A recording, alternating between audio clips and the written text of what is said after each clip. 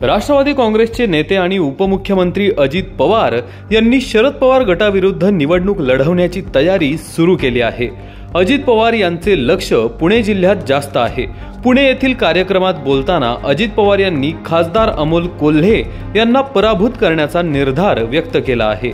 शिरूर येथील उमेदवार पाडणार असल्याचे अजित पवार यांनी म्हटले।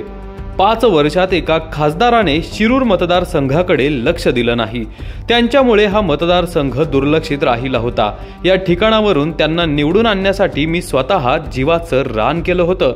आता तेथे आपला असलेला उमेदवार निवडूनच आणणार असे अजित पवार यांनी म्हटलं आहे।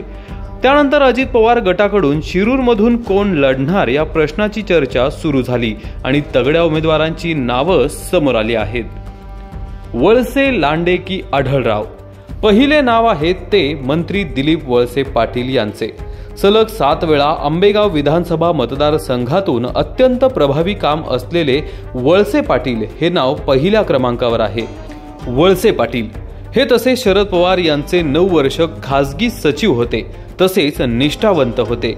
कोल्हे यांच्या विरोधात त्यांच्याच नावावर सर्वांचे जवळपास एकमत आहे।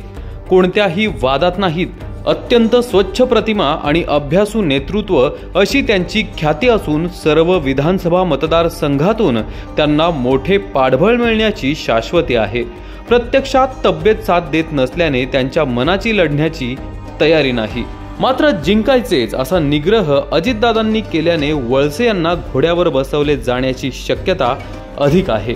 दुसरे नाव आहे ते भोसरी विधानसभा मतदारसंघाचे प्रथम आमदार विलास लांडे पाटील। 2009 मध्ये शिवाजीराव आढळराव पाटील यांच्या विरोधात लांडे पाटील यांनी राष्ट्रवादी काँग्रेसकडून चांगली लढत दिली होती। 2014 मध्ये त्यांनी लढण्यास नकार दिला, मात्र 2019 मध्ये त्यांनी तयारी केली होती। त्यावेळी डॉक्टर कोल्हे हे शिवछत्रपती आणि छत्रपती संभाजी महाराज या मालिकेतील भूमिकेमुळे लोकांच्या मनातील नाव होते। अपेक्षेप्रमाणे माजी खासदार शिवाजीराव आढळराव पाटील यांचा कोल्हे यांनी पराभव केला आणि शिवसेनेची मक्तेदारी मोडीत काढली। आता पुन्हा लांडे पाटील हे तयारीला लागले आहेत। 3 महिन्यांपूर्वी त्यांच्या वाढदिवसाला संपूर्ण शिरूर लोकसभा मतदारसंघात भावी खासदार म्हणून त्यांचे होर्डिंग लागले होते। लांडे यांच्या समर्थकांनी शक्ती प्रदर्शन केले होते। त्याचवेळी आपल्याला आता खासदार व्हायला आवडेल अशी सुप्त इच्छा त्यांनी एका मुलाखतीत बोलून दाखवली होती। अजित पवार यांचे कट्टर समर्थक म्हणूनही लांडे पाटील यांचे नाव आहे।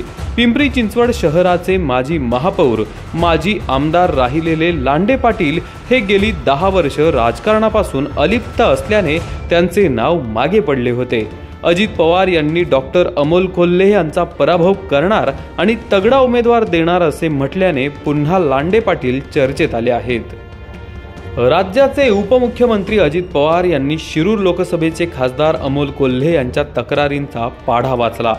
अमोल कोल्हे निष्क्रिय खासदार आहेत। शिरूर लोकसभेसाठी आता त्यांच्या विरोधात तगडा उमेदवार देणार असल्याचे अजित पवार यांनी सोमवारी म्हटले। हा उमेदवार मी जिंकून आणणारच असा विश्वास त्यांनी व्यक्त केला आहे। त्यानंतर आता भोसरीचे माजी आमदार विलास लांडे यांनी आपली इच्छा जाहीरपणे व्यक्त केली।